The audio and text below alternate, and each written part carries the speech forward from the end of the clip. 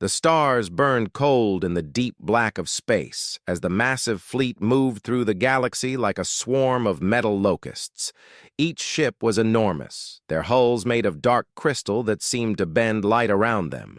These were the vessels of the Kethvar Empire, and for 300 years they had never known defeat. Commander Zalthek stood on the bridge of his flagship, the Eternal Dominance. His body was tall and thin, made of living crystal that sparkled with inner light. Like all of his kind, he had no face as humans would understand it, just patterns of light that moved across his head to show his thoughts and feelings. Right. Now, those lights pulsed with satisfaction. "Report on the Zephyrian sector," he commanded, his voice ringing like crystal bells in the chamber. "Complete absorption achieved, Commander," replied his tactical officer. "All Zephyrian technology has been cataloged and integrated into our systems.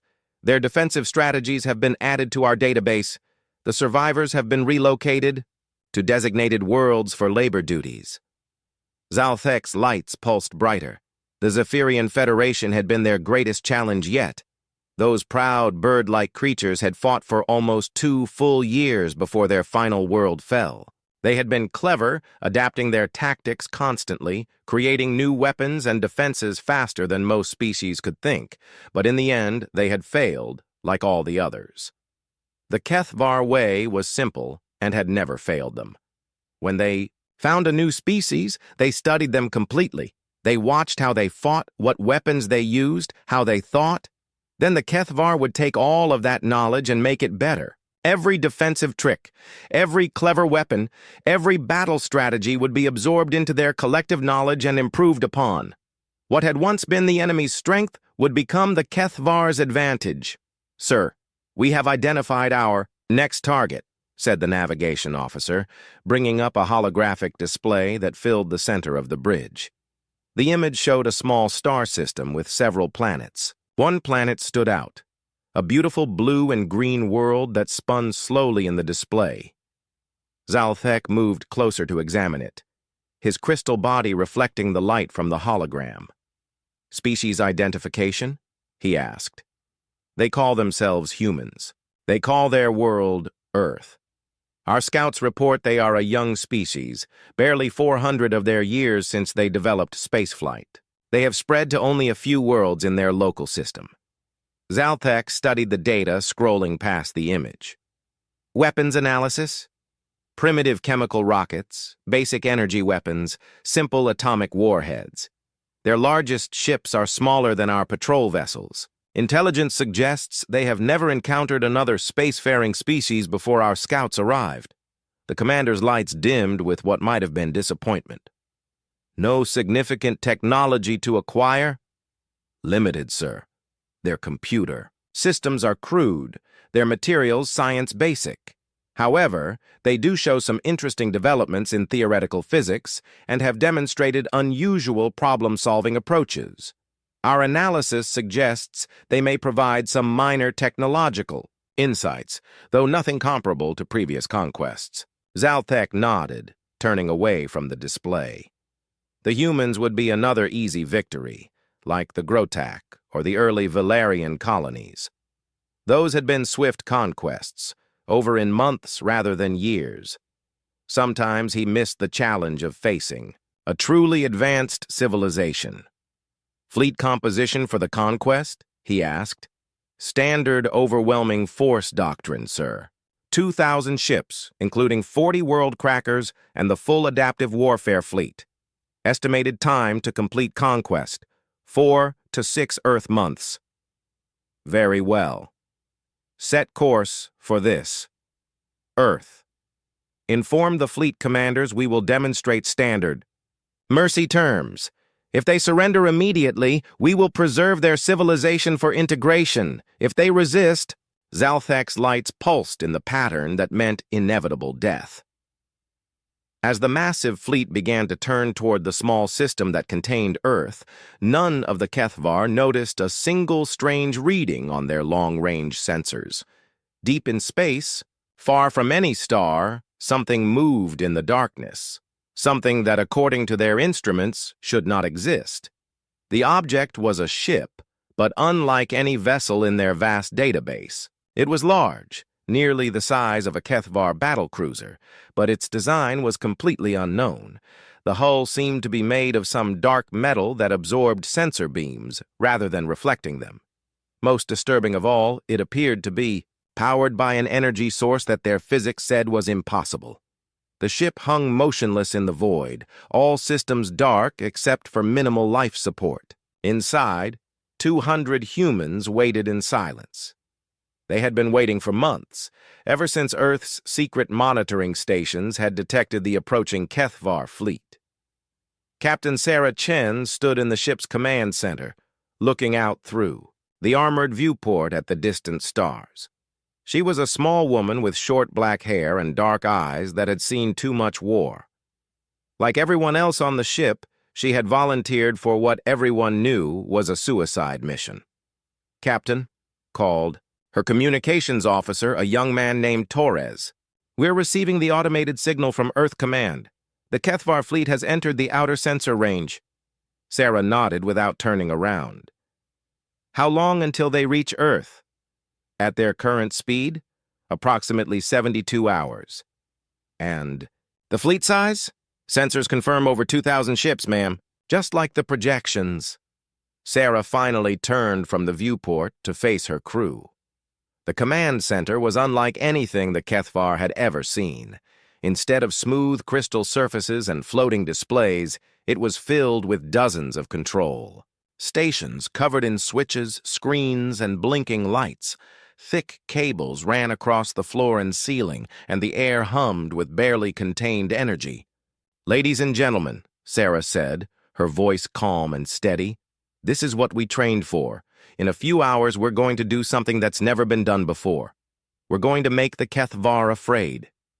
Her weapons officer, Commander Jackson, looked up from his station. "Captain, the quantum destabilizers are showing green across the board. The impossibility drives are ready for activation. All weapon systems are functioning within acceptable parameters of impossible." Sarah smiled grimly. The Defiance was humanity's greatest secret, built using scientific principles that most of Earth's scientists said couldn't work. The ship's engines ran on controlled quantum instabilities that should have torn the vessel apart.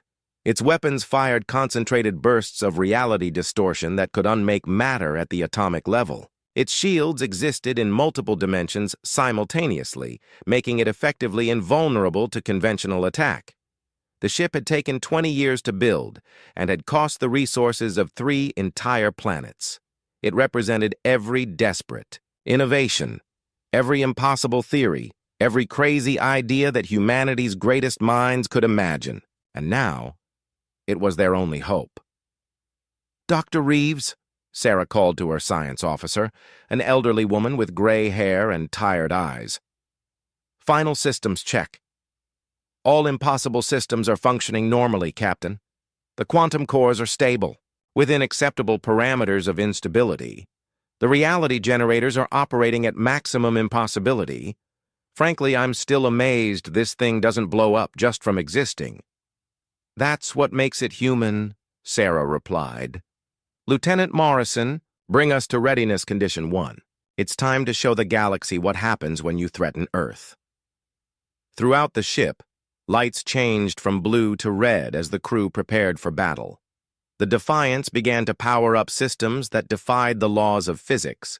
Its hull started to glow with an eerie crimson light as quantum fields built up around it.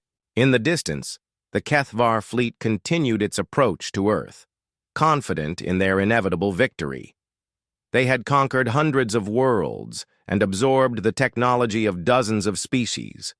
They had never met an enemy they couldn't defeat, never faced a challenge they couldn't overcome. But they had never fought humans before. Far below in the ship's engineering section, Chief Engineer Maria Santos watched her instruments with a mixture of pride and terror. The Defiance's engines were running perfectly, which by all rights should have been impossible. The quantum destabilizers were operating in perfect harmony. The reality distortion field was stable, and the impossibility drives were ready to do things that would make physicists across the galaxy weep. "Captain," she called over the intercom, "we are ready to make the universe very, very confused." Sarah smiled as she settled into her command chair. Around her, the best and brightest of humanity prepared for a battle that would determine the fate of not just Earth, but every free species in the galaxy. The Kethvar had conquered worlds easily for 300 years. They had absorbed the technology and wisdom of countless civilizations. They had never been defeated, never been surprised, never been afraid. They were about to learn what fear meant. As the crimson glow around the Defiance grew brighter, Captain Sarah Chen gave the order that would change the galaxy forever. "All stations, prepare for quantum fold transition. Target, intercept course with Kethvar fleet. Let's go introduce ourselves." The ship vanished in a flash of impossible light, leaving only empty space behind. But across the galaxy, sensors registered something that shouldn't have been possible. A single human ship moving faster than light itself, heading directly toward the most powerful fleet in known space. The final war was about to begin. The Kethvar fleet moved through space like a living thing, thousands of crystal ships gliding in perfect formation toward the small blue world ahead. Commander Zalthek stood on his bridge, watching the tactical display show Earth's pathetic defenses. A few hundred small ships, some orbital stations, and several asteroid-based weapon platforms. It was almost insulting. "Sir, we are receiving a transmission from the human homeworld," reported his communications officer. "Display it," Zalthek commanded. The holographic image showed a human male in a military uniform standing in what appeared to be a primitive command center. The human's face was red and sweating, and his voice shook as he spoke. "This is Admiral Chen of Earth Defense Command. We know who you are and what you've done to other worlds. Humanity will not surrender without a fight. We demand that you leave our system immediately." Zalthek's crystal body pulsed with amusement. "Demand? Open a channel." The connection activated, and Zalthek's voice rang across space. "Humans of Earth, I am Commander Zalthek of the Kethvar Empire. Your species is primitive, and your weapons are toys. Surrender now, and we will preserve your civilization. Resist, and we will take what we need from your ashes." The human admiral's face grew even redder. "Never. Humanity has never bowed to tyrants, and we won't start now." "Very well," Zalthek replied calmly. "Demonstrate our power. Target the red planet's defense stations." The fourth planet in the system was called Mars, by the humans. It had several large orbital defense platforms, armed with primitive atomic weapons. 50 Kethvar ships moved forward and opened fire. The result was spectacular. Beams of pure energy tore through the human defenses like paper. Explosions bloomed in the vacuum of space as the platforms were destroyed one by one. In less than 10 minutes, Mars was defenseless. "As you can see," Zalthek said to the still open channel, "your weapons cannot harm us. Our shields adapt to any attack you might attempt. Surrender now or watch your worlds burn." But before the human admiral could respond, something impossible happened. Space itself seemed to tear open not far from the Kethvar fleet. A massive hole in reality appeared, crackling with energy that made their sensors scream warnings. From this impossible opening came a single ship. The vessel was huge, nearly the size of Zaltek's own flagship, but its design was like nothing in the Kethvar database. The hull was dark metal that seemed to drink in light, and strange energies played across its surface. Most disturbing of all, it was broadcasting an energy signature that their physics said could not exist. "Analysis!" Zalthek commanded, his lights flickering with the first uncertainty he had felt in decades. "Sir, the vessel appears to be of human construction, but that's impossible. The energy readings we're getting suggest technology far beyond what humans should possess." The ship's power source is... Sir, according to our instruments, it's powered by a controlled quantum singularity that shouldn't be stable. The strange human ship moved with fluid grace, positioning itself directly between the Kethvar fleet and Earth. As it moved, its hull began to glow with a deep crimson light that hurt to look at directly. Sir, we're receiving a transmission from the unknown vessel. Put it through. The image that appeared was of a human female, smaller than the Admiral, but with eyes that seemed to burn with inner fire. She wore a uniform unlike anything they had seen before, and behind her was a command center that defied description. Screens and displays covered every surface, cables ran in impossible tangles, and the air itself seemed to crackle with barely contained energy. "This is Captain Sarah Chen of the United Earth ship Defiance," the woman said, her voice calm and deadly. "You will withdraw from this system immediately, or face the consequences." Zaltek's lights flashed with outrage. "One ship? You dare threaten the might of the Kethvar Empire with one ship?" "This isn't just any ship," Sarah replied with a cold smile. "This is a human ship, and you're about to learn what that means." "Sir," whispered his tactical officer, "I'm reading massive energy buildups throughout that vessel. Whatever they're doing, it's drawing more power than should be possible to generate." Zaltek had conquered hundreds of worlds. He had faced every kind of courage, desperation, and defiance the galaxy could offer. But something about this human female made his crystal body pulse with an emotion he didn't recognize. "Destroy it," he commanded. "All forward batteries maximum. Power." 50 Kethvar ships opened fire simultaneously. Beams of energy that could melt asteroids converged on the human vessel from every angle. The barrage was enough to destroy a small moon.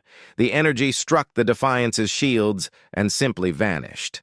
For a moment, space was silent except for the crackling of impossible energies around the human ship. Then Captain Chen's voice came across, the channel again, and now she was laughing. "Is that all? We were expecting something more impressive from the great Kethvar Empire." "Impossible!"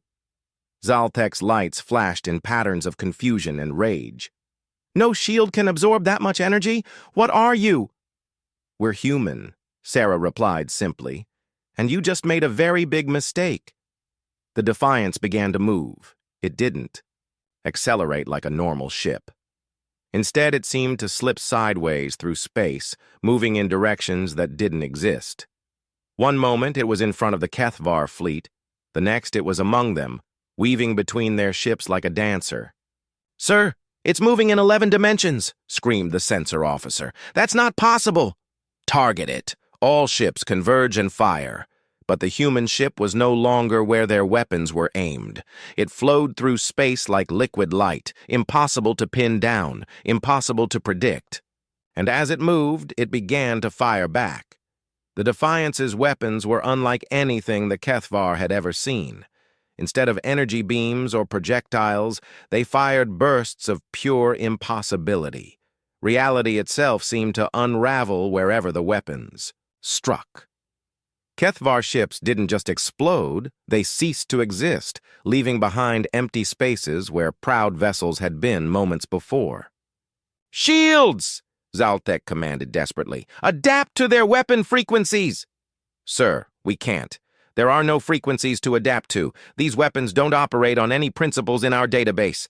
Another Kethvar ship simply vanished as the Defiance's reality cannons tore through it. Then another. The human vessel moved like it was alive, dancing between their attacks while delivering its own impossible firepower. On the bridge of the Defiance, Captain Sarah Chen watched her tactical display with grim satisfaction. Around her, her crew worked with the precision of people who knew they were making history. "Quantum destabilizers firing," reported Commander Jackson. "Direct hit on their flagship's escort group. 3 ships eliminated." "Reality distortion field holding steady," called Dr. Reeves from her science station. "The Kethvar weapons are having no effect on our multidimensional shields." "Captain," said Torres from communications, "we're receiving panic transmissions. From throughout their fleet. They're trying to adapt to our weapons, but they can't understand what they're adapting to. Sarah nodded. That had been the plan all along. The Kethvar's greatest strength was their ability to analyze and counter any threat.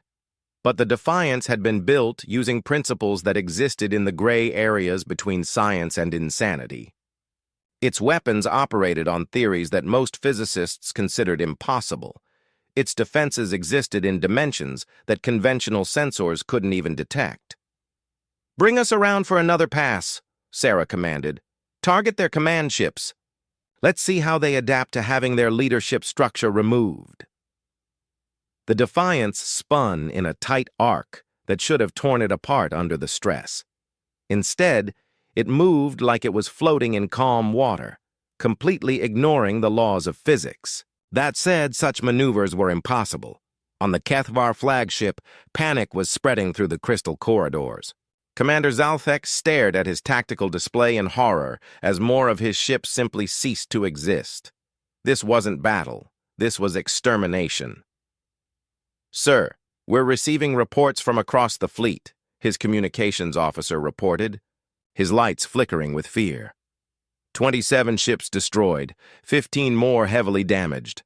Our weapons are having no effect on the human vessel. "How is this possible?" Zaltek demanded. "We have the accumulated technology of 300 years of conquest. We have absorbed the knowledge of dozens of species. How can one primitive human ship defeat us?"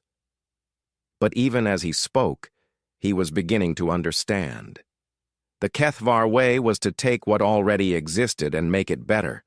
They built upon established science, improved proven concepts, refined successful strategies. They had never encountered a species that threw out the rules entirely. The human ship didn't follow the laws of physics because humans apparently didn't care what was supposed to be impossible. They built weapons that shouldn't work, shields that couldn't exist, and engines that operated on principles that made reality itself confused. "Sir, incoming transmission from the human ship." Captain Chen's face appeared again, but now Zalthek could see something in her eyes that made his crystal form dim with a new emotion: fear. "Commander Zalthek," she said calmly, "this is your final warning. Withdraw from this system now, or we will demonstrate what human engineering can really accomplish." You cannot be real," Zalthek whispered. "This ship, these weapons, it's all impossible." Sarah's smile was cold and sharp. Impossible is just another word for hasn't been done yet. And humans have never been very good at accepting limitations. Around the Defiance, space itself began to glow as the ship powered up weapons that shouldn't exist. The hull plates shifted and moved, revealing weapon ports that extended into dimensions that had no names. For the first time in 300 years of conquest, Commander Zalthek felt fear. The battle that followed changed everything the galaxy thought it knew about warfare. The Defiance moved through the Kethvar fleet like a living nightmare. It flowed between their ships in impossible patterns, always where their weapons weren't. Aimed, never where their targeting systems predicted it would be. And everywhere it went, Kethvar vessels simply ceased to exist. Commander Zalthek watched in growing horror as his perfect battle formation fell apart. Ships that had conquered worlds were vanishing like morning mist. The accumulated military might of 3 centuries was being torn apart by a single impossible vessel crewed by primitive humans. "Deploy the adaptive battle spheres," he commanded, desperately. "Full analysis protocol on that human ship." The response came from his best tactical minds, the crystal beings who had studied and countered every weapon system in the known galaxy. "Sir, we cannot adapt to their weapons because they don't operate on consistent principles. Each shot seems to use different physics. It's as if they're making up new laws of reality with every attack." That was exactly what they were doing. On the bridge of the Defiance, Dr. Reeves monitored her impossible instruments with the dedication of someone who had spent 20 years learning to make the impossible work. "Captain, quantum destabilizer efficiency is at 97%.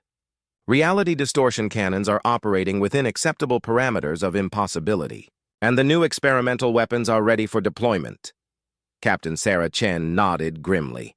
The experimental weapons were theories that had never been tested, concepts so dangerous that even humanity's most reckless scientists had been afraid to try them.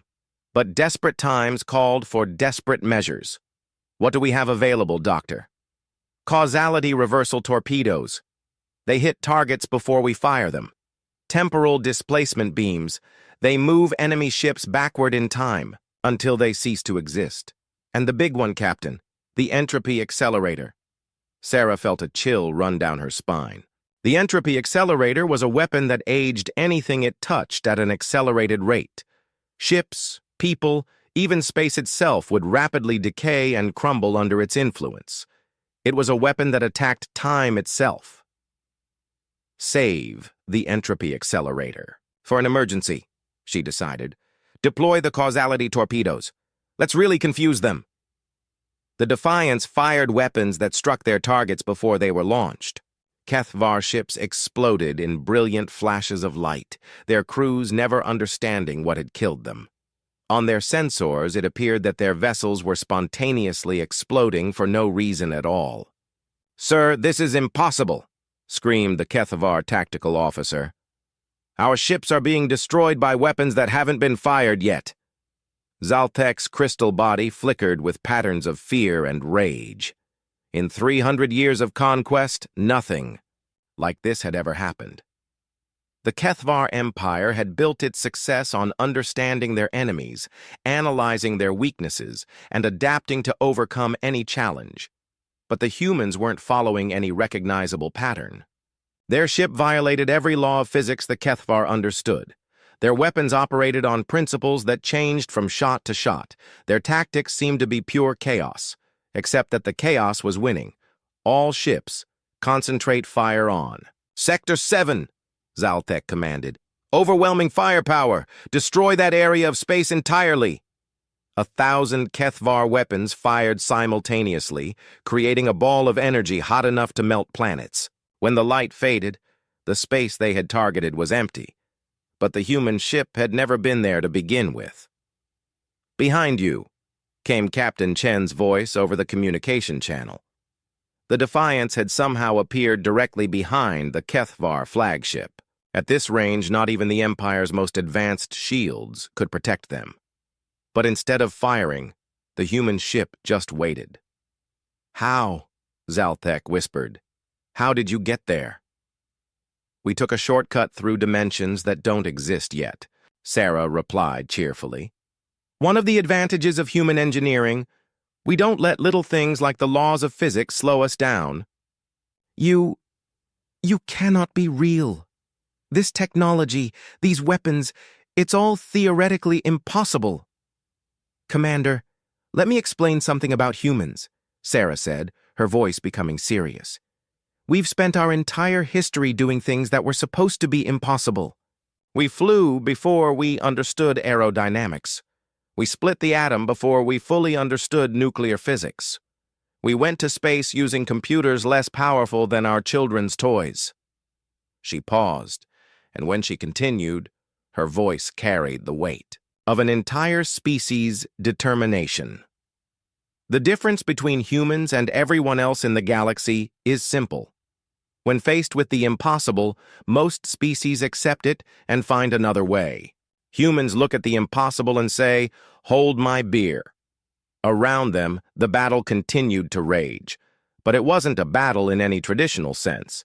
It was a demonstration of what happened when human creativity met alien certainty. The Kethvar had their perfect formations, their tested strategies, their accumulated wisdom of 3 centuries. The humans had a ship that shouldn't exist, weapons that violated reality, and the absolute refusal to accept that anything was truly impossible. In the depths of the Defiance, Chief Engineer Maria Santos monitored her impossible systems with the calm of someone who had learned to make miracles routine. The quantum cores were stable, the reality generators were humming smoothly, and the impossibility drives were operating exactly as designed, which is to say, they were working despite the fact that they couldn't possibly work.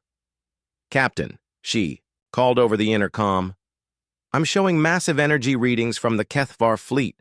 Looks like they're powering up some kind of superweapon." Sarah nodded. She had been expecting this. When conventional weapons failed, desperate enemies always turned to their ultimate solutions. "Analysis, Dr. Reeves?" "Scanning now, Captain." "Oh my. It appears they're charging some sort of planet-cracking device. Theoretical yield in the range of several stellar masses worth of energy. Captain, that weapon could destroy entire solar systems." Time. "To charge?" "Approximately 4 minutes." Sarah Chen had spent her entire career making impossible decisions. She had been chosen to command the Defiance not just for her tactical skills, but for her ability to think in ways that no sane person would consider. Now she had to make the most impossible decision of all. "All stations prepare for maximum impossibility," she commanded. "Dr. Reeves, bring the entropy accelerator online. Chief Santos, I need everything the quantum cores can give us. Commander Jackson, target their superweapon with everything we have." "Ma'am," Dr. Reeves said quietly, "using the entropy accelerator at full power could affect local space-time in unpredictable ways. We might accidentally age ourselves out of existence. Or we might save the galaxy," Sarah replied. "Besides, when has unpredictable ever stopped us?" The Defiance began to glow brighter than a star as its impossible systems reached maximum output. Reality itself seemed to bend around the ship as it prepared to unleash weapons that attacked the very foundations of existence. On the Kethvar flagship, Commander Zalthek watched his sensors with growing desperation. The human ship was doing something that made his most advanced instruments scream in electronic agony. Whatever they were preparing, it was beyond anything in the Empire's vast database of threats. "Sir, the human vessel is generating energy fields that shouldn't be possible," reported his science officer. "The readings are off all known scales. It's as if they're preparing to weaponize reality itself." "Time to our weapon discharge?" 3 minutes, sir. Can we accelerate the process?" "Not without risking a core overload that could destroy half our fleet." Zalthek's lights dimmed with resignation. For the first time in his species' recorded history, a Kethvar commander was genuinely unsure of victory. The humans had shown them something they had never encountered before, a complete disregard for the limits that governed all other intelligent life. "Sir, incoming transmission from the human ship." Captain Chen's face appeared one more time, but now her expression was deadly serious. "Commander Zalthek, you have exactly 2 minutes to withdraw your fleet from this system. After that, we will demonstrate what happens when you threaten humanity's home." "You cannot destroy our entire fleet with one ship," Zalthek protested, though his voice lacked conviction.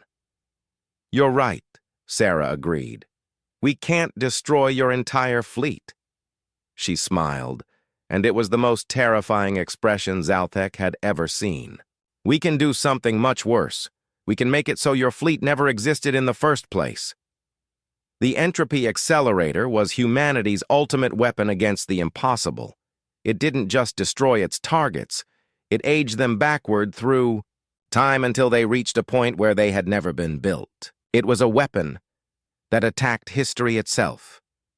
1 minute, Commander," Sarah said softly. "Choose wisely." Around them, space itself began to tremble as two impossible forces prepared to collide. The Kethvar superweapon that could crack planets, and the human weapon that could unmake the past itself. For the first time in 300 years, the outcome of a battle was truly uncertain, and in the depths of space, other ships were moving. Human vessels, small and primitive by Kethvar standards, but crewed by people who had learned an important lesson from the Defiance. Sometimes the impossible was just another word for not yet tried. The galaxy was about to change forever. Commander Zalthek stared at the countdown timer on his tactical display. 30 seconds until the Kethvar superweapon fired. 30 seconds until a beam of pure destruction would tear through space and eliminate the impossible human ship that had brought chaos to his perfect fleet. But as he watched, something else appeared on his sensors. Then another something, then dozens of them. "Sir, we have multiple contacts emerging from the asteroid belt," his sensor officer reported, his crystal body flickering with confusion. "Human ships, sir. Lots of them." The vessels that appeared were nothing like the sleek, impossible Defiance. These were crude, blocky ships that looked like they had been built in shipyards and mining facilities. Cargo haulers, mining vessels, passenger transports, and even what appeared to be converted space stations. None of them should have posed any threat to the mighty Kethvar fleet, but they were all heading directly toward the alien armada. "Analysis," Zalthek commanded. "Sir, these appear to be civilian vessels that have been hastily converted for combat. The modifications are creative. That cargo hauler appears to have mining charges strapped to its hull. That passenger transport has what looks like industrial cutting lasers mounted on improvised weapon ports. And that mining ship?" The officer paused, his lights flickering with disbelief. "Sir, that mining ship appears to have turned its entire ore processing facility into some kind of projectile cannon. On the bridge of the converted cargo hauler, Lucky Strike, Captain Martinez watched the massive Kethvar fleet with the calm of a man who had already lost everything. His ship had been hauling supplies between Earth's outer colonies when the Kethvar scouts first appeared. He had watched from a distance as his home on Europa was evacuated, his family loaded onto refugee ships and sent into deep space. Now he and his crew of 12 were flying a ship loaded with mining explosives directly at the most powerful military force in the galaxy. It should have been suicide. Instead, it felt like justice. "Captain," called his navigator, a young woman named Singh, who had been studying to be a teacher before the war started. "We're receiving a transmission from the Defiance." Captain Chen's voice filled their tiny bridge. "All human vessels, this is Captain Chen. We are about to engage the enemy superweapon. When we do, they will be vulnerable for approximately 30 seconds. That's your window. Make it count." Martinez smiled grimly. 30 seconds. That was more than enough time for a cargo hauler to reach ramming speed. "All stations, prepare for maximum burn," he commanded. "Singh, plot a collision course with their largest command ship. Rodriguez, arm all mining charges for proximity. Detonation. If we're going out, we're taking some of them with us." Similar scenes were playing out across dozens of human ships. The passenger transport New Hope had been converted into a guided missile, its life support systems repurposed to create a massive chemical explosive. The mining vessel, Deep Digger, had turned its ore processing equipment into a kinetic bombardment system, preparing to fire chunks of asteroid at relativistic speeds. Even the converted space station Haven was moving toward the battle, its fusion reactors rigged to overload in a controlled explosion that would make a small star. These weren't professional warships. They were ordinary people who had decided that some things were worth dying for. On the Kethvar flagship, the countdown reached 0. "Fire!" Zalthek commanded. The Empire's most powerful weapon discharged with the force of a collapsing star. A beam of pure annihilation tore through space toward the Defiance, carrying enough energy to crack planets and shatter moons. The beam struck the human ship and simply vanished.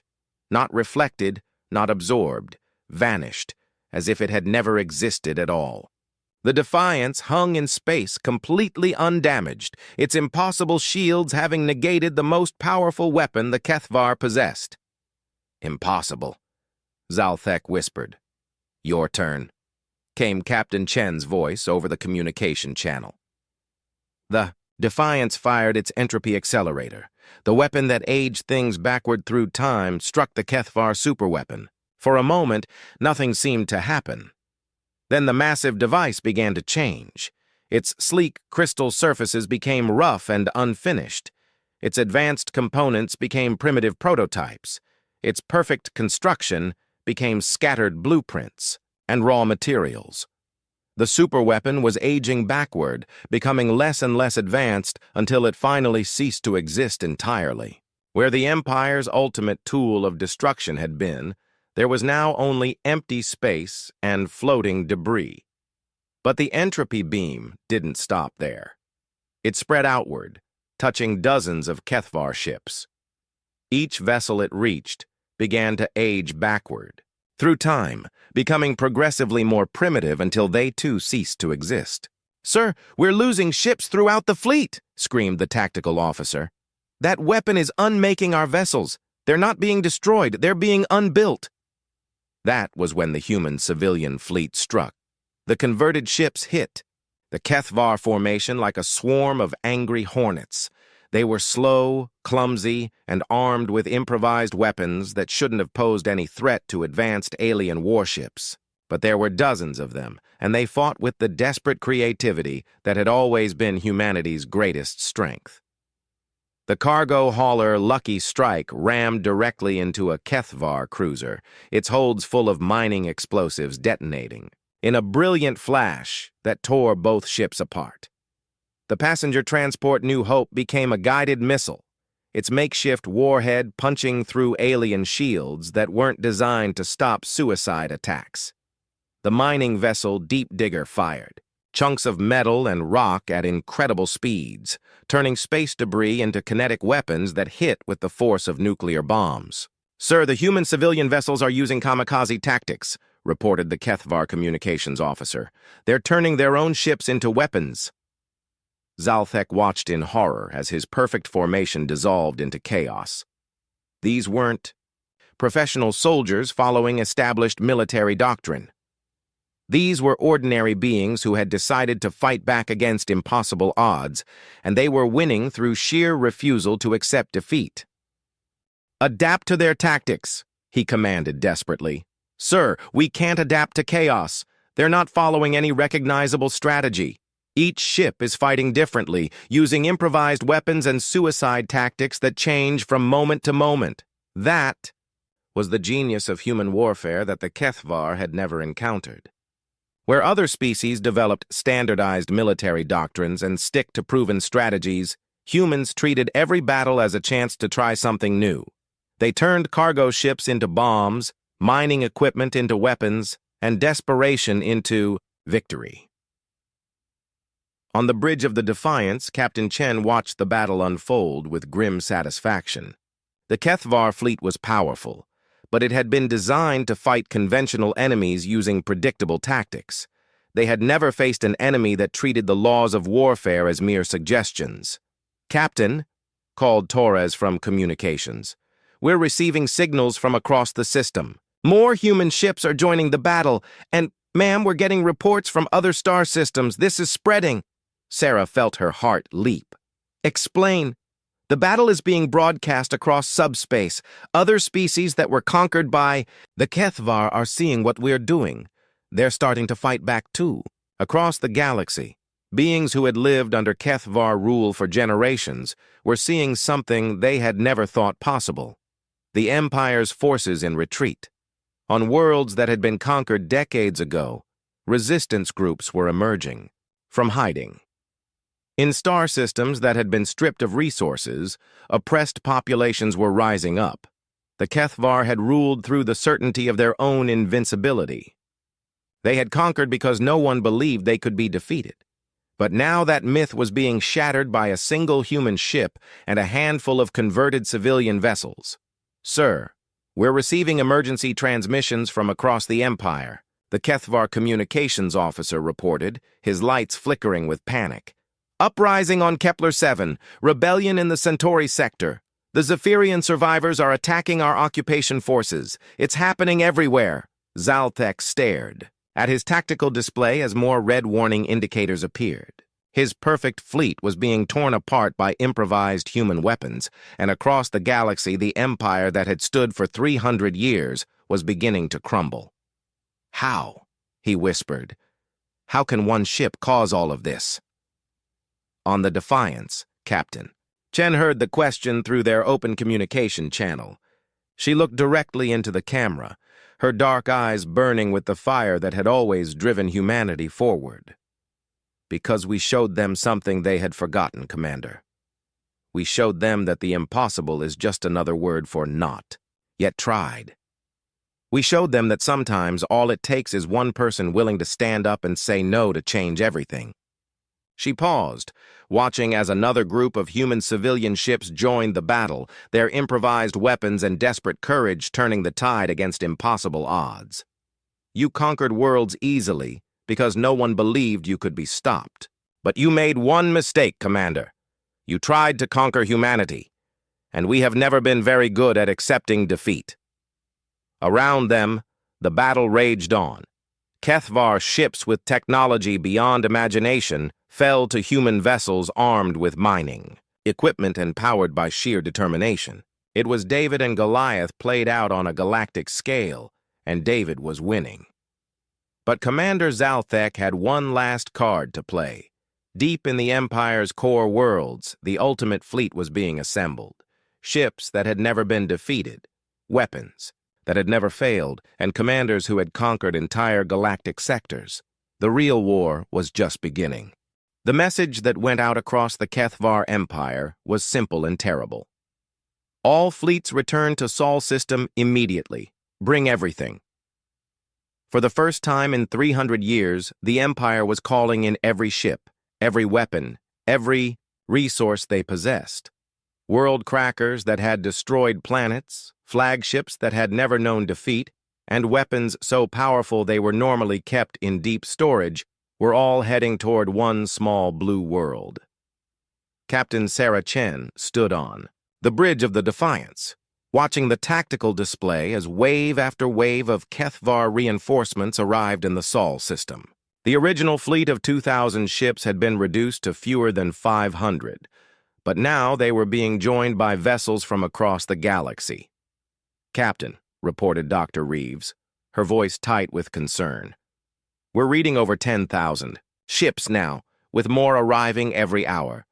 Some of these vessels are, well, they're reading as small moons in terms of size and firepower." Sarah nodded grimly. She had expected this. When you hurt a bully badly enough, they either backed down or came back with everything they had.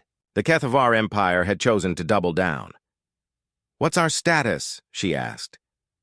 "The Defiance is operating at 60% efficiency," Chief Engineer Santos reported. "We've pushed our impossible systems beyond their theoretical limits. The quantum cores are stable, but I can't guarantee how much longer they'll hold.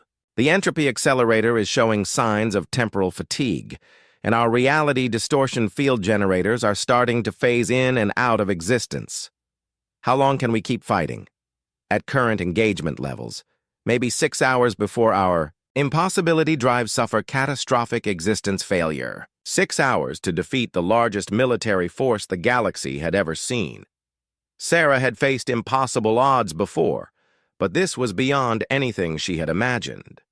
Around Earth, space was filling with alien ships like a metallic storm cloud. World killer.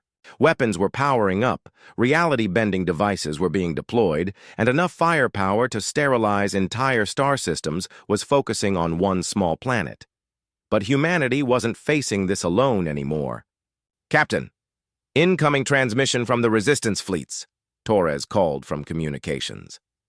The main screen filled with images from across the galaxy.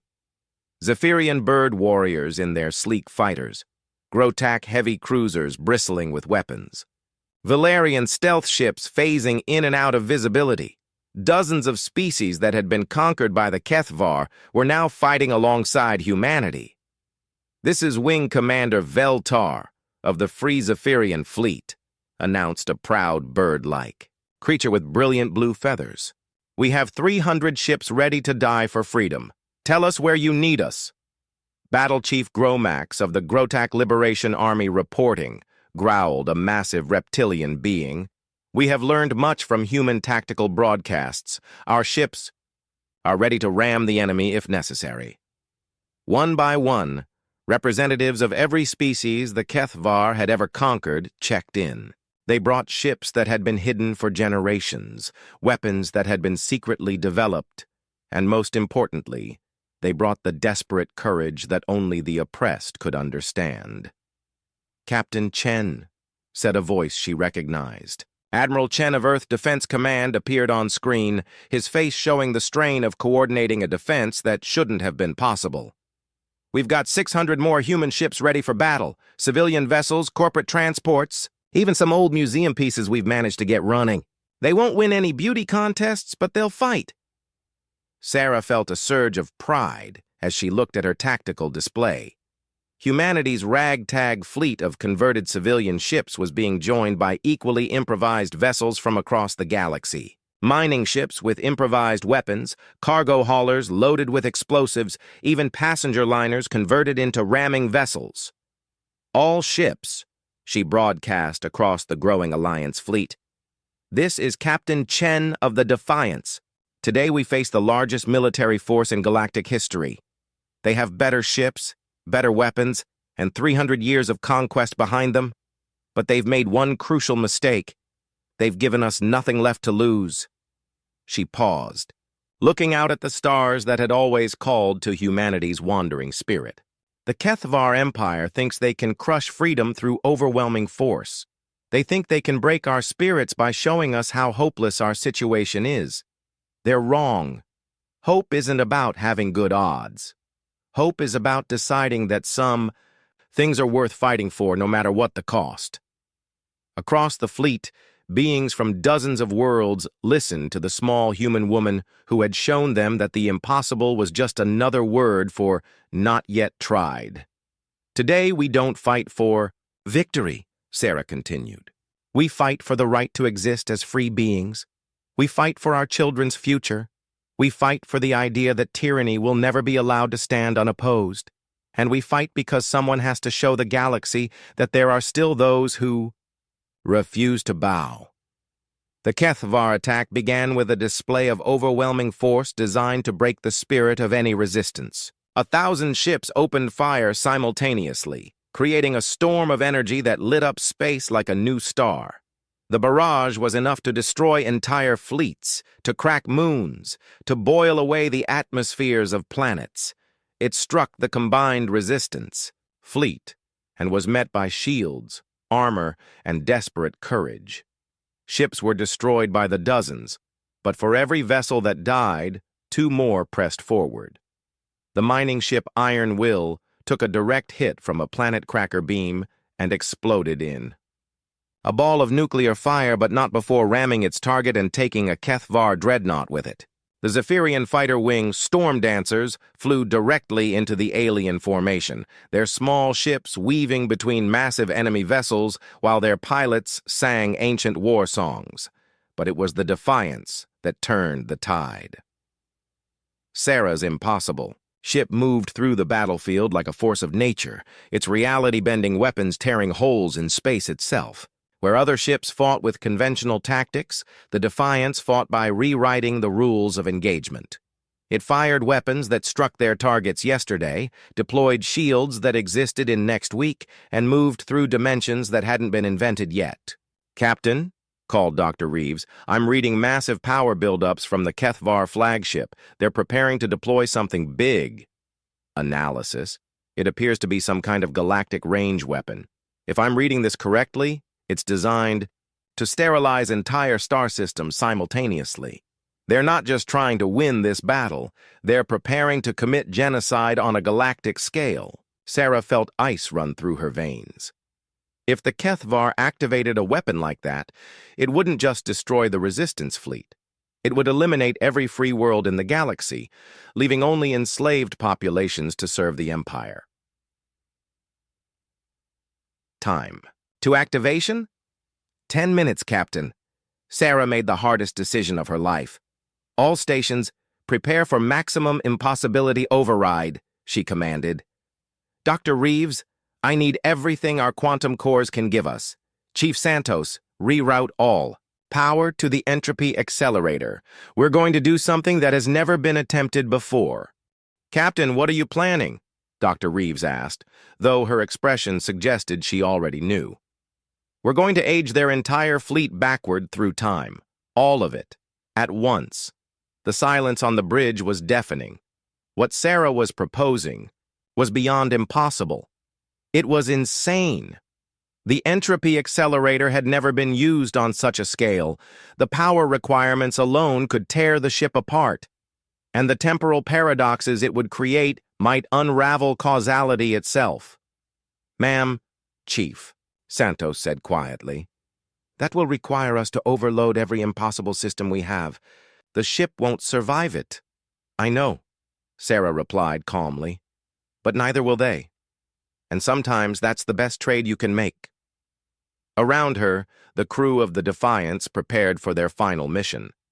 They had all volunteered for this, knowing it would likely be a one-way trip. But they had also known that some things were worth dying for. "All resistance ships, this is Captain Chen," Sarah broadcast to the fleet. "We are about to attempt something that will either end this war or destroy us all. When we give the signal, I need every ship to target the Kethvar flagship and fire everything you have. We get one shot at this." The Defiance began to glow brighter than a star as every impossible system pushed beyond their theoretical limits. Reality itself seemed to bend around the ship as it prepared to weaponize time itself on a scale never before attempted. "Captain," Torres called from communications, "we're receiving a transmission from the Kethvar flagship." Commander Zaltek's image appeared on screen, his crystal body flickering with patterns of rage and desperation. "Human, you don't understand what you're doing. That weapon could destroy everything. The temporal paradoxes alone could unravel the timeline." "You're right," Sarah replied calmly. "It could destroy everything. But you know what? That's still better than letting you destroy everything first. You would risk the entire galaxy on an insane gamble?" Sarah smiled. And in that smile was 300,000 years of human evolution, of a species that had climbed down from trees and decided to reach for the stars. "Commander, let me tell you something about humans. We've been making insane gambles since we first decided to leave our caves and see what was beyond the horizon. We gambled that we could fly. We gambled that we could split the atom. We gambled that we could reach other worlds. And every time, people said we were crazy." She leaned forward, her dark eyes burning with the fire that had driven humanity across the cosmos. "The difference is, we're not gambling for conquest or power, we're gambling for freedom, and that makes all the difference." The entropy accelerator fired. Time itself became a weapon, as the Defiance unleashed forces that attacked the very foundations of causality. The beam struck the Kethvar flagship and spread outward like ripples in a temporal pond. Every ship it touched began to age backward, their advanced technology becoming primitive, their perfect construction becoming rough prototypes, their very existence beginning to unravel. But the strain was too much. The Defiance began to come apart as its impossible systems finally reached the limits of impossibility. Hull plates peeled away like flower petals, revealing the quantum fire that had always burned at the ship's heart. "Captain," Chief Santos called, her voice calm despite the chaos around them. "We have maybe 30 seconds before complete structural failure." Sarah nodded, watching as the entropy wave continued to spread through the Kethvar fleet. Thousands of ships were aging backward through time, becoming less and less advanced until they simply ceased to exist. But there were still thousands more, and the wave was slowing as it expanded. "All ships now!" she broadcast to the resistance fleet. Every vessel in the Allied fleet fired simultaneously. Human mining lasers, Zephyrian plasma cannons, Grotac, kinetic projectiles, and weapons from dozens of other species converged on the Kethvar flagship. The combined barrage struck just as the entropy wave reached the enemy command ship. The result was spectacular. The flagship didn't just explode. It unraveled through time, taking with it the galactic genocide weapon and any hope the Kethvar had of victory. The temporal shock wave spread outward, and everywhere it touched, the Empire's forces simply ceased to have ever existed. The Defiance died as it had lived, doing the impossible.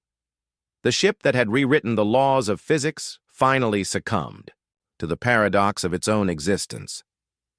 But as it faded from reality, it left behind something more important than any weapon, proof that tyranny could be defeated, that freedom was worth fighting for, and that sometimes the impossible was just another word for necessary.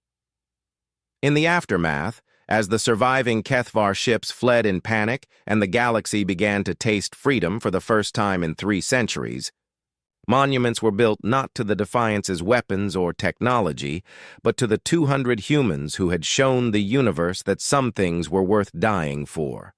The war was over. Freedom had won. And humanity had proved once again that the most dangerous thing in the universe was a human being with nothing left to lose and everything to fight for. The galaxy would never be the same. The great warship Eternal Night moved slowly across the dark space. Its black metal hull swallowed all light. Smaller ships flew around it like angry insects. This was the flagship of the Void Dominion, the most feared power in the galaxy. On the command bridge, Admiral Krell stood with his forearms crossed behind his back. His gray skin was covered in battle scars, and his yellow eyes looked out at the small green planet below. "Report," he said, his voice deep and cold. An officer stepped forward. "The planet's defenses are weak, Admiral. Their weapons can't even touch our shields." "Good." Krell nodded. "Give them the usual message. They have 1 day to surrender." The officer bowed and left to send the message. Krell knew what would happen. It was always the same. The planet would beg. They would offer gifts. They would promise loyalty. And in the end, the Dominion would take everything anyway. This was how the Void Dominion had conquered 300 worlds in just 50 years. No one could stand against them. No one even tried anymore. Hiding in the shadow of a nearby moon, a small ship watched everything. Inside, Captain Mark Reynolds of the Earth Diplomatic Corps sat very still. His face showed no emotion as he recorded the Dominion ships. "Computer, zoom in on the planet's largest city," he said. The screen showed a beautiful city with tall, crystal towers. The people there looked like large birds with colorful feathers. They were running now, trying to hide as the first Dominion scout ships entered their atmosphere. Mark's helper, Tom Wilson, shook his head. "The Luminar are peaceful. They have no chance." "I know," Mark said quietly. "We could help them," Tom said. "Our ship's weapons could—" "We have our orders," Mark cut him off. "We watch. We learn. We do not engage." This was humanity's way for 300 years. Since humans first left Earth and found the stars filled with other life, they had chosen to stay quiet. They watched the galaxy from hidden places. They learned. They built their strength in secret. While other races thought humans were just simple creatures with basic technology, Earth had grown powerful beyond imagination. But they kept this power hidden, showing the galaxy only what they wanted others to see, a handful of colony worlds with technology that seemed years behind everyone else. Mark's hidden ship was proof of this deception. To any scanner, it would look like a small piece of space rock. But it was actually one of the most advanced vessels ever built, with weapons that could destroy the Dominion flagship in seconds. Not that Mark would use them. Orders were orders. "Sir," Tom said, "they're starting the bombardment." On the screen, bright beams of energy shot down from the Dominion ships. The crystal towers of the Luminar capital began to fall. Millions would die today because they had refused to bow to Admiral Krell. Mark's hand tightened on his chair. "Computer, record everything." Millions of miles away, on the blue-green planet Earth, Director Lisa Chen sat in a dark room lined with screens. Each screen showed a different part of the galaxy. Some showed peaceful worlds where strange creatures lived their lives. Others showed Dominion ships attacking helpless planets. "The Luminar are being destroyed now," said an aide. Lisa nodded slowly. She was a small woman with short black hair streaked with gray. Her eyes missed nothing. "Captain Reynolds is watching?" "Yes, Director. His ship is recording everything." Lisa stood up and walked to the main screen. The Luminar had been on humanity's watch list for decades. They were beautiful creatures with minds that created incredible art and music. Now they would be gone. "How many is that this year?" she asked quietly. 12 civilizations completely destroyed by the Dominion. The Yao, 8 answered. 47 more forced to surrender. Lisa's face showed nothing, but inside she felt anger growing. For 300 years, humanity had followed the silence protocol. Watch, learn, do not engage.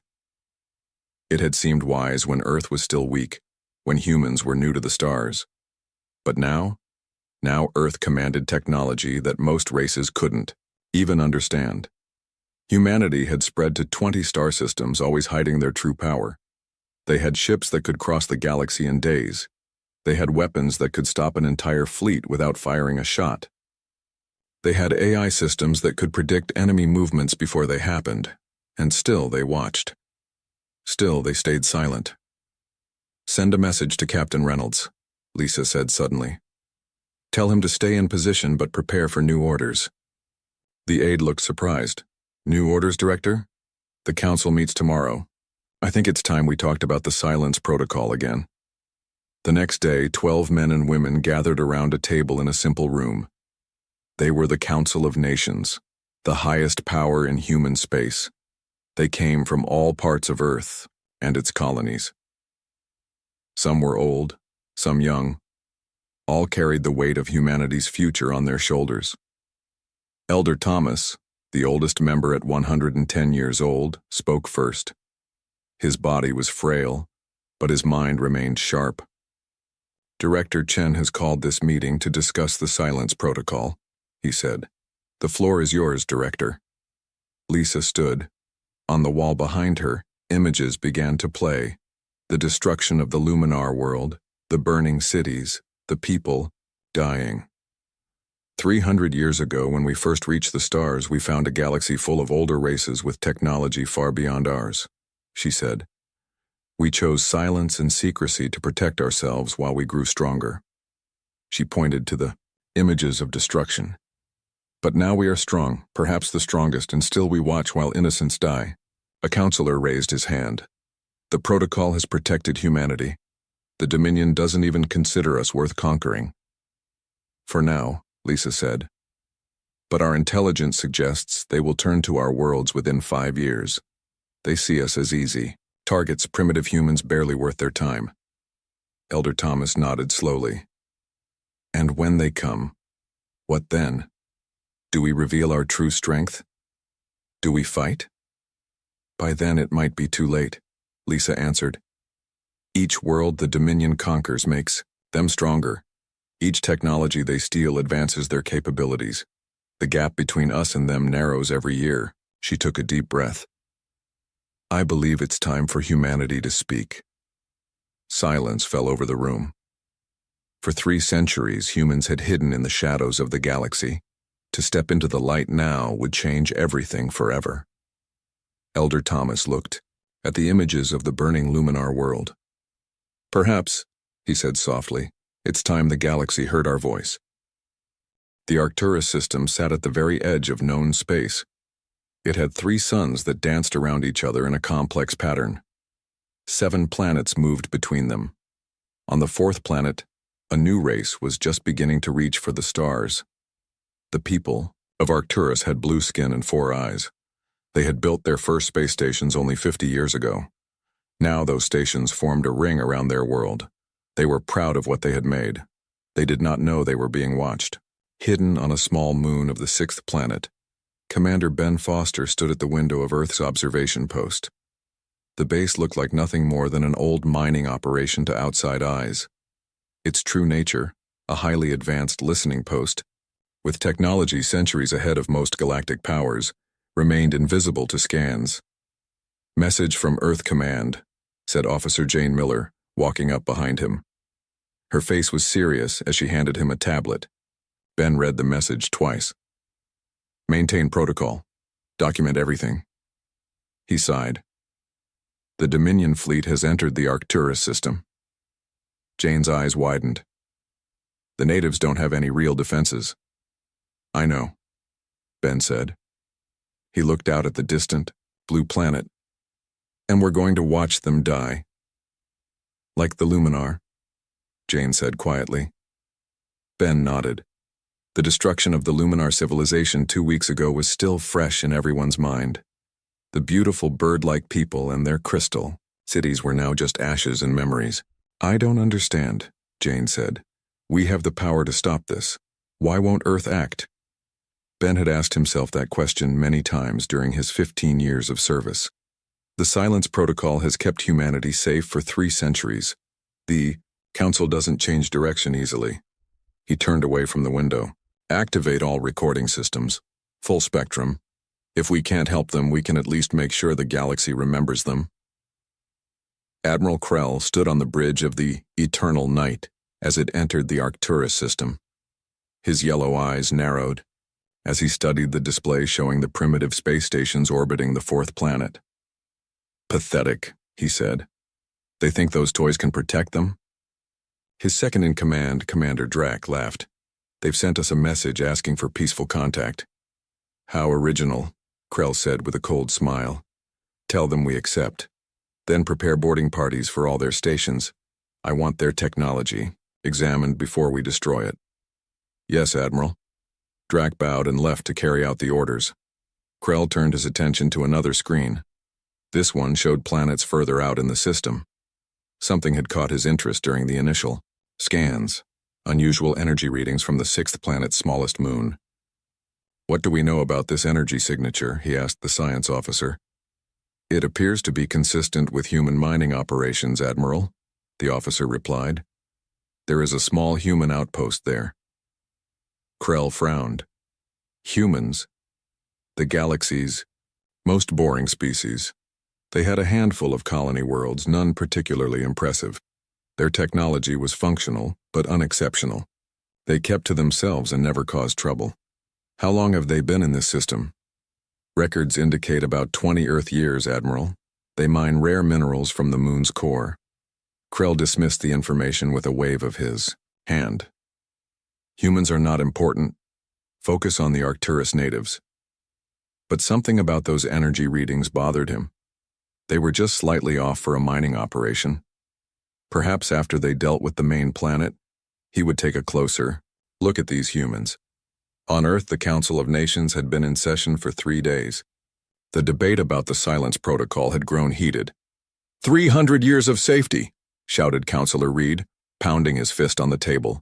300 years of building our strength while staying hidden from threats. And you want to throw that away? Director Lisa Chen remained calm. The question isn't whether the protocol served us well in the past. The question is whether it serves us now. Elder Thomas nodded. The galaxy has changed. When we first reached the stars, there were 12 major powers. Now there is only the Dominion and us. And we remain safe precisely because the Dominion thinks we are weak, Reed argued. Lisa displayed a new set of images on the wall.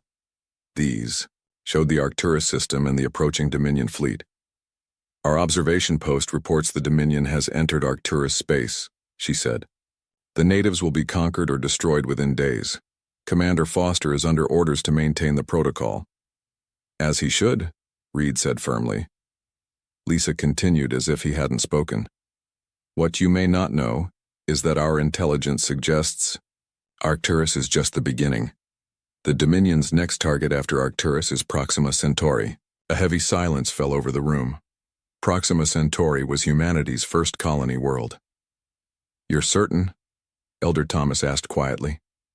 Lisa nodded. We've decoded their communications. Admiral Krell has orders to assess Proxima Centauri's defenses, after finishing with Arcturus. Then we withdraw our people from Proxima, Reed suggested. We make it look like we abandoned the colony years ago. Running and hiding again, Lisa said sharply. For how long, Counselor? Another 300 years? The Dominion grows stronger every day. The technology gap between us shrinks every year. Elder Thomas stood up slowly, leaning on his cane. Though his body was old, his voice was strong. I have served on this council for 60 years, he said. I have always supported the Silence Protocol, but Director Chen is right. We cannot hide forever. He pointed to the images of Arcturus. Those people are about to die because they are alone. Because no one in this galaxy stands together. Every race fights alone, and so the Dominion conquers, them one by one. The room was silent as Elder Thomas moved to stand beside Lisa. I propose a middle path, he said. We do not reveal all our strength at once, but we begin to speak. We begin to act, starting with Arcturus. In the Arcturus system, the attack had begun. The Dominion ships surrounded the native space stations. Boarding parties cut their way inside. The blue-skinned people fought bravely, but their weapons were no match for the invaders. From their hidden base, Commander Ben and his team recorded everything. The observation post's sensors could pick up details that even the Dominion's best equipment would miss. They could hear the screams of the dying. They could see the fear in the eyes of those taken prisoner. Officer Jane sat at her station, her hands shaking with anger. This isn't right, she whispered. We should help them. Ben placed a hand on her shoulder. I know, but orders are orders. His tablet beeped with an incoming message. Ben read it, then read it again, not quite believing the words. What is it? Jane asked. Ben looked up, his eyes wide with surprise. New orders from Earth Command. Prepare for Protocol Dawn. Jane, do you know what this means? Before she could answer, their sensors blared a warning. A Dominion cruiser had broken off from the main fleet. It was heading directly toward their moon. They've seen us, Jane said, checking the readings. But how? Our cloaking technology. Doesn't matter now. Ben cut her off. Alert all personnel. We have new orders. His face broke into a smile. The silence protocol has been suspended. For the first time in 300 years, humans would reveal their true power to the galaxy. The Dominion cruiser Deathbringer moved slowly toward the small moon. On its bridge, Captain Vork watched the view screen with interest. Magnify that section, he ordered, pointing to what looked like a simple mining facility on the moon's surface. The image zoomed in, showing basic structures, a few small ships, and some humans in work clothes moving around outside. Such primitive beings, Vork said with a laugh. Their technology is barely worth taking. His science officer nodded. But Admiral Krell wants us to investigate the unusual energy readings. Fine. Prepare boarding parties. Let's see what these humans are hiding, if anything. The Deathbringer moved into position above the human facility, its weapon systems charged, ready to fire if the humans showed any resistance. Not that Vork expected any. Humans were known throughout the galaxy as a peaceful, somewhat boring species with unremarkable technology. He was about to learn how wrong that belief was. Inside the observation post, Commander Ben Foster moved quickly. His team rushed to their stations, faces both nervous and excited. Protocol Dawn is in effect, Ben announced. For the first time in 300 years, we're going to show our true capabilities. Officer Jane looked at him with wide eyes. Are we really doing this? Ben nodded, his face serious. The council has spoken. The age of silence is over. He walked to the center of the command room. What had appeared moments ago to be a simple mining operation control center was transforming. Walls slid away, revealing advanced technology that had been hidden from sight. Holographic displays appeared in midair. The dingy lights brightened to a clean white glow. Activate our true defensive systems, Ben ordered. Jane pressed her hand against a panel that hadn't been visible before. The entire facility hummed, with power as systems that had lain dormant for years came to life. Dominion vessel will be in boarding range in 2 minutes, reported another officer. Ben smiled. Let them come. On the Deathbringer, Captain Vork frowned at his instruments. Something strange was happening on the moon's surface. Energy readings are changing, his science officer reported, sounding confused. The human facility is transforming. Impossible, Vork snapped. Humans don't have that kind of technology. Sir, they're hailing us. Vork straightened his uniform. Put them through. Let's hear their surrender. The view screen changed to show a human face. Commander Ben looked calmly at the Dominion captain. This is Commander Benjamin Foster of Earth Space Force. Your vessel has entered restricted space. You will power down your weapon systems and withdraw immediately. Vork stared in shock for a moment, then burst out laughing. A human giving me orders? Do you know who we are, little man? Ben's expression didn't change. You are Captain Vork of the Void Dominion vessel Deathbringer. You have participated in the conquest or destruction of 14 worlds, and you are trespassing. Vork's laughter died. How did this human know his name? How did he know the ship's history? You have 1 minute to withdraw, Ben continued. This is your only warning. Vork's face darkened with anger. Fire all weapons. Destroy that facility. The Deathbringer's energy cannons fired, sending streams of destructive power toward the human outpost. Vork smiled as he watched. The primitive human buildings would be vaporized instantly, but the energy beams passed through the facility as if it wasn't there. What? Vork shouted. Report. Sir, the science officer said, his voice shaking. Our weapons didn't hit anything solid. It's like the facility is just a hologram. Impossible. Scan again. Before they could, the view screen changed back to Commander Ben's face. Your minute is up, Captain Vork.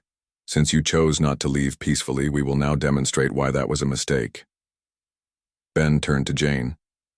Officer Miller, disable their weapons and engines. Jane pressed a few controls on her panel. On the Dominion ship, alarms began to sound. Sir, the Dominion weapons officer cried out. All weapon systems are shutting down. Engines are offline. Vork stared in disbelief. How is this possible? Restart everything. We can't, sir. It's like our systems are being controlled remotely. On the view screen, Ben spoke again. Captain Vork, your ship is now under our control. Your weapons cannot fire. Your engines cannot move. Your communications are limited to this channel only. For the first time in his life, Vork felt fear when facing what he had thought was a weaker species. Who are you people? He whispered. We are humans, Ben answered simply, and you have never really known us at all. Admiral Krell was overseeing the final destruction of the Arcturus space stations when an officer approached him nervously. Admiral, we've lost contact with the Deathbringer. Krell frowned. The ship we sent to investigate the human mining operation? Yes, Admiral, they reported unusual energy readings, then communication stopped.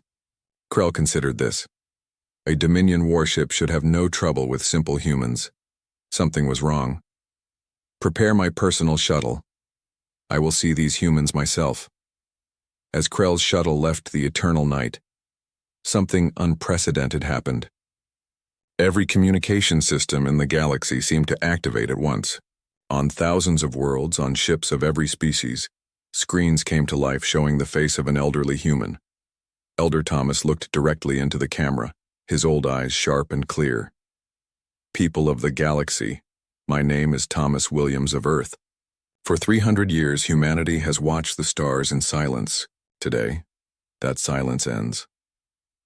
Across the galaxy, billions of beings stopped to listen to the first true human message ever broadcast to the stars. The Void Dominion has brought terror to countless worlds, Elder Thomas continued. They have destroyed peaceful civilizations. They have ended billions of lives. Today they attack the people of Arcturus who have done them no harm.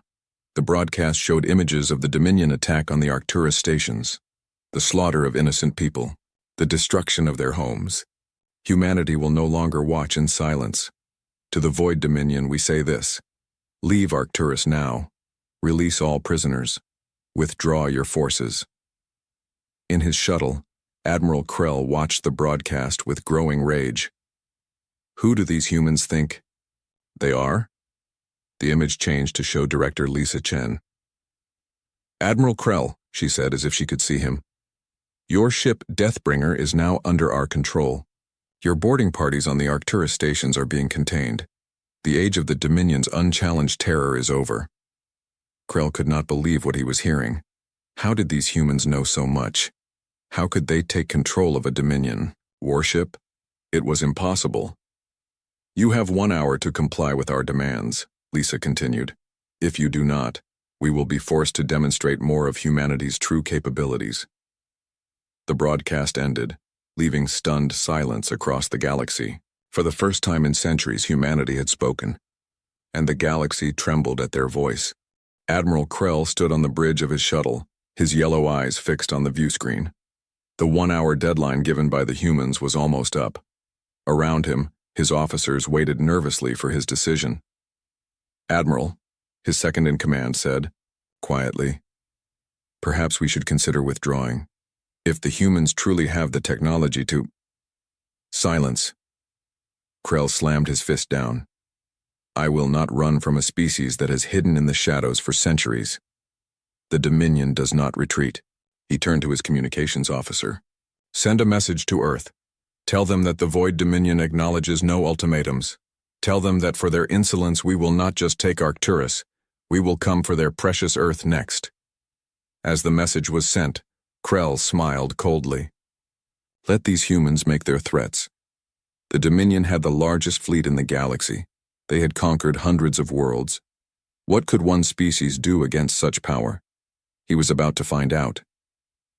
In the Earth Command Center, Director Lisa, Chen received Krell's message. She showed no emotion as she read it, but inside she had expected this response. "Admiral Krell has refused to withdraw," she told the council members gathered around her. "He threatens to attack Earth." Elder Thomas nodded slowly. "Then it is time for the second phase. Captain Mark?" Captain Mark Reynolds stepped forward. After witnessing the destruction of the Luminar civilization, he had been called back to Earth for a special mission. "The reveal protocol is ready, Elder Thomas. Our hidden networks across the galaxy can be activated with one command." Lisa looked at the large screen showing the Dominion fleet still attacking the Arcturus stations. "The hour is up. Proceed with the reveal." Mark pressed his palm against a scanner. "Authentication accepted. Initiating reveal protocol." Across the galaxy, something remarkable began to happen. On the bridge of the Eternal Night, Admiral Krell was preparing to return from his shuttle when every system on his flagship suddenly shut down. The lights went out. The engines stopped. The weapons went dead. "What is happening?" he roared. Reports flooded in from across his fleet. Every Dominion warship was experiencing the same problem. Nothing worked. They were drifting in space, powerless. Then, like ghosts appearing from nowhere, ships began to shimmer into view around the Dominion fleet. They had been there all along, hidden by technology the Dominion couldn't detect, sleek silver vessels that moved with impossible grace, human ships, hundreds of them, and not just around Arcturus. Reports came in from across Dominion space. Human ships were appearing everywhere, near every major Dominion base, around every conquered world, in orbit of the Dominion homeworld itself. For centuries, humans had been watching. For centuries, they had been placing their advanced vessels in strategic positions throughout the galaxy. And no one had known. Krell's communication screen flickered to life. Director Lisa looked at him calmly. "Admiral Krell, as you can see, your fleet is now powerless. Your empire is surrounded. This is not a negotiation. This is humanity revealing the truth we have hidden for 300 years. Across the galaxy, beings of all species watched, in amazement as the truth about humanity unfolded. On thousands of worlds, hidden human technology activated. What had appeared to be simple trading posts transformed into advanced bases. What had seemed to be primitive human colonies revealed incredible cities that had been hidden beneath holograms. On the free worlds that had not yet fallen to the Dominion, beings gathered around view screens to watch the broadcast from Earth. For centuries, Elder Thomas explained, humanity chose to hide our true capabilities. We watched the rise and fall of galactic powers. We observed as the Dominion spread their terror. And we prepared. The broadcast showed images that stunned the galaxy. Human ships that could travel vast distances in moments. Defense systems that could neutralize any known weapon. Medical technology that could cure diseases thought incurable. Energy sources that never depleted. We hid not out of fear, Thomas continued, but because we needed to understand. We needed to know which species would be friends and which would be enemies. We needed to comprehend the true nature of power before wielding our own.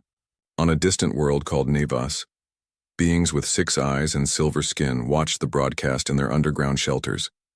They had been hiding from Dominion slavers for years. "Can it be true?" their leader whispered. "Has someone finally stood up to the Dominion?" As if in answer, a human ship appeared in their sky. From it came supplies, medicines, and a message. "You are not alone anymore." Similar scenes played out on dozens of worlds. Human aid reaching those who had suffered under Dominion rule. Human, technology-freed slaves healed the sick and rebuilt what had been destroyed. The galaxy was changing in a single day. Captain Mark Reynolds now stood on the bridge of Earth's first officially acknowledged diplomatic vessel, the Dawn. His mission was to visit the worlds that had been attacked by the Dominion, offering help and building alliances. His first stop was the ruined world of the Luminar. As the Dawn entered orbit, he could still see the scars where the crystal cities had stood. "I should have helped them," he said quietly. "We could have saved them." Tom, his assistant, placed a hand on his shoulder. "We're helping now, that's what matters." Below, the surviving Luminar looked up at the human ship with a mixture of hope and suspicion. After centuries of silence, why had humans chosen now to speak? Mark would have to answer that question many times in the coming days. Admiral Krell was brought to Earth as a prisoner. The mighty Dominion fleet had surrendered without firing a shot, unable to fight against technology they couldn't even understand. Krell was taken to a simple room where Director Lisa waited. "How?" he demanded. "How could you hide such power for so long? Our scans—" "Your scans showed what we wanted them to show," Lisa answered. "Your spies saw what we wanted them to, see? You believed humans were primitive because that was the story we carefully crafted for 3 centuries. Krell sank into a chair, his proud bearing broken. "Why reveal yourselves now? Why not earlier? You could have stopped us years ago, saved countless lives." Lisa's face showed a flash of regret. "That is a question many will ask us. The truth is complex. We needed to be certain our intervention would bring lasting peace, not just become another cycle of galactic domination." She leaned forward. "The Dominion ruled through fear, Admiral Krell. You believed it was the only language the galaxy understood." "And what language do humans speak?" Krell asked bitterly. Lisa stood. "That's what the galaxy is about to find out." 1 month after humanity revealed its true power, the galaxy was still adjusting to the change. The mighty Void Dominion had fallen in a single day, without a shot being fired. Their vast fleet now sat powerless, watched by human ships that seemed to appear and disappear at will. Admiral Krell, once the most feared military leader in the galaxy, sat alone in a comfortable room on Earth. It wasn't a cell. It had windows, furniture, even plants. But he couldn't leave. He was the first of the Dominion leaders to face judgment for their crimes. The door opened and Captain Mark Reynolds walked in. He placed a tablet on the table between them. "The trial begins tomorrow," Mark said. "Representatives from 57 species will attend. Beings from every world the Dominion attacked or destroyed." Krell looked up, his yellow eyes dull. "And what will be the punishment, death?" Mark shook his head. "That's not how we do things." "Then what? Prison for life? My mind wiped clean? Some advanced human torture?" "No. You will face the people you hurt. You will hear their stories. You will help rebuild what you destroyed. That is justice in our eyes." Krell laughed without humor. "You are strange creatures, humans. You hide your power for centuries, watch worlds burn, then suddenly appear as saviors. Do you expect gratitude?" Mark's face grew serious. "No, Admiral. We expect questions. Hard questions that we're not always proud to answer." In a great hall in the rebuilt United Nations building, the First Galactic Council had gathered. Representatives from over 100 species sat in a circle. Some came from powerful worlds, others from planets just learning to reach for the stars. For the first time in history, beings from across the galaxy spoke as equals. And they had many questions for the humans. An elder of the blue-skinned Arcturus people stood to speak. His 4 eyes were fixed on Elder Thomas. "My people were dying when you finally chose to reveal yourselves," he said. "We are grateful to be saved. But I must ask, how many other civilizations died while you watched and did nothing?" A murmur ran through the hall. It was the question many wanted to ask. Elder Thomas rose slowly to answer. His old face showed the weight of that question. 17, he said quietly. 17 civilizations were completely destroyed while humanity maintained our silence. Many more were conquered, their people enslaved. We recorded everything. We remembered them. And we carry the burden of our choice every day. "Then why?" demanded a representative of the tree-like arbor people. "Why wait so long?" Director Lisa stood next to Thomas. "When humanity first reached the stars, we were weak. We found a galaxy filled with species more advanced than our own.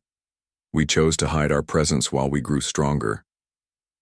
But you became strong centuries ago," the arbor representative said. "Your technology is beyond anything we've seen." Lisa nodded. "Yes.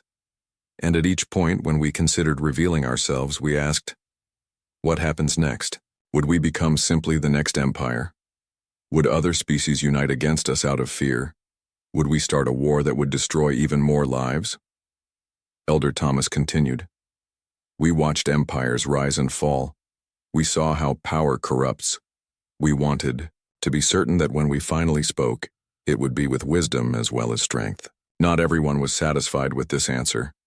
Some species left the council angry at humans for waiting so long. Others stayed, cautious but willing to work together. On the far side of the galaxy, a different meeting was taking place. The 7 sovereigns, the secret rulers of the Dominion, had gathered in their hidden fortress. They had escaped the human revelations and were planning their response. "The humans must be destroyed," said the first sovereign, a being so old that his true form was hidden beneath layers of life support technology. "They have ruined everything we built." "But how?" asked the 4th sovereign. "Their technology is centuries beyond ours. They disabled our entire fleet with a single command." "No species is invincible," the first sovereign replied. "We will find their weakness." Before they could continue, the walls of their secret chamber suddenly became transparent. Beyond them stood rows of human ships that had been invisible moments before.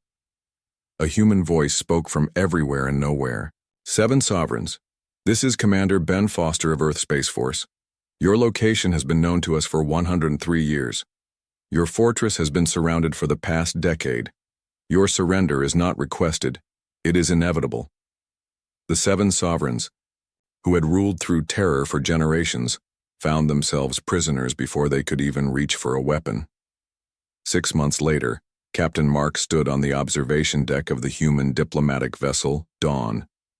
Beside him was Officer Jane Miller, looking out at the stars. Below them was the newly rebuilt homeworld of the Arbor people. Human technology had helped restore forests that the Dominion had burned. Arbor children planted new trees in soil that had been dead only months before. "Do you think we did the right thing?" Jane asked quietly. "Hiding for so long, I mean." Mark thought about it. "I don't know. Maybe we could have revealed ourselves sooner. Maybe we could have saved more lives." He looked down at the recovering planet. "But look what we're doing now. Not conquering, not ruling, helping, building. That's what makes us different from the Dominion." Jane nodded. "The galaxy is changing so fast. A year ago, everyone lived in fear. Now they have a choice," Mark finished. "That's what Elder Thomas wanted all along. Not to replace one empire with another, but to give everyone a chance to build something better together." Their conversation was interrupted by a message from Earth. The rebuilt Galactic Council had made a decision. The former Dominion worlds would be given independence, the 7 sovereigns would face justice, and a new alliance of free worlds would work together to maintain peace. The message ended with words from Elder Thomas. "For centuries, we were the silent watchers. Now our voice joins with all others in the galaxy. We speak not to command, but to unite. In his room on Earth, Admiral Krell received a visitor. It was Elder Thomas himself, moving slowly with his cane. "Why have you come?" Krell asked. "To ask what you have learned," Thomas replied, sitting across from him. Krell was silent for a long time. "That power is not what I thought it was," he finally said. "The Dominion ruled through fear because we believed it was the only way. We never considered there might be another path." Thomas nodded. "Fear is quick but fragile. Trust takes longer, but builds something stronger. Is that why you waited so long to reveal yourselves? To build trust rather than fear?" "Partly," Thomas said. "We also needed to trust ourselves with the power we had created." As Thomas rose to leave, Krell asked one final question. "Your people could have ruled the galaxy centuries ago. Why didn't you?" Thomas paused at the door. "Because ruling was never the goal, Admiral Krell. Understanding was. And what we came to understand is that the galaxy doesn't need rulers. It needs friends."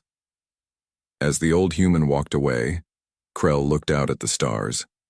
For the first time, he began to understand the true power that had hidden in silence for so long. It wasn't their technology that made humans strong. It was their patience,